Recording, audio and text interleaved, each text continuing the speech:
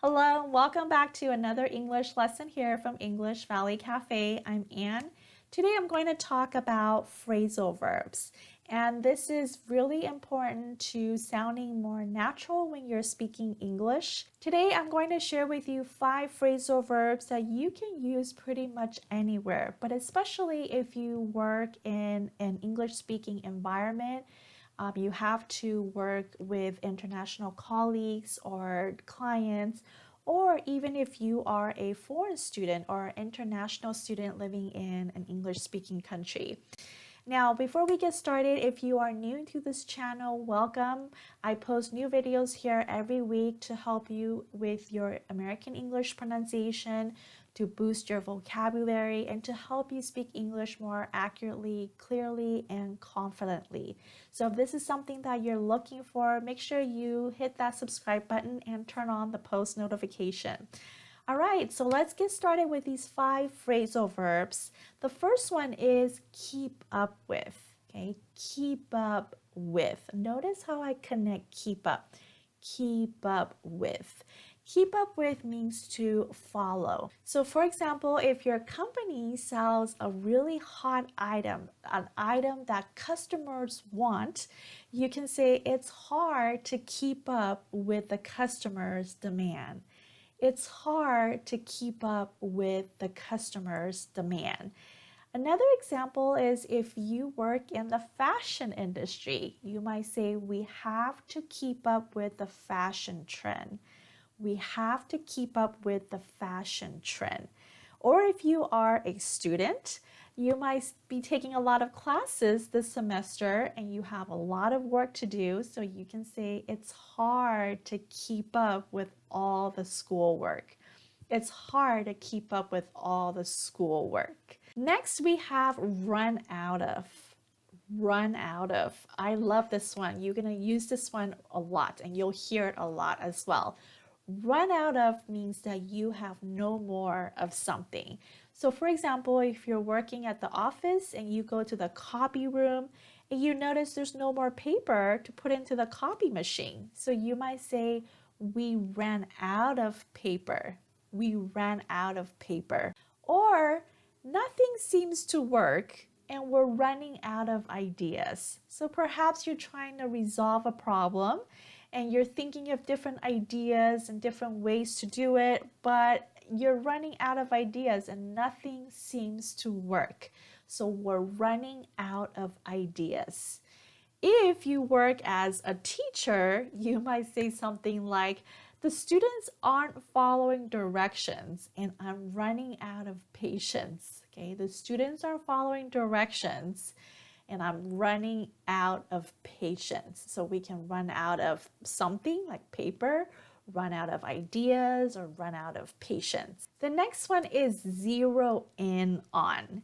And zero in on, think of it as like you're looking into a microscope and you're gonna zoom in and focus on something. So zero in on means to focus on something specific. Example, imagine that your company is trying different products. You're trying to find one that will generate the most profit. So you might say, we can try different products, but we really need to zero in on a few that will generate the most profit. Okay, so that means that we need to zero in, we need to just focus on a few that will generate the most profit. I love this next phrasal verb, run something by someone. Okay, run something by someone.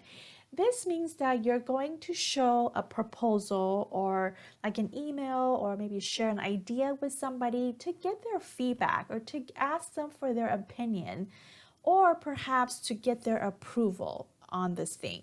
So a good example of this is, imagine that you work in the marketing department and you and a few other team members have some ideas about the next marketing campaign.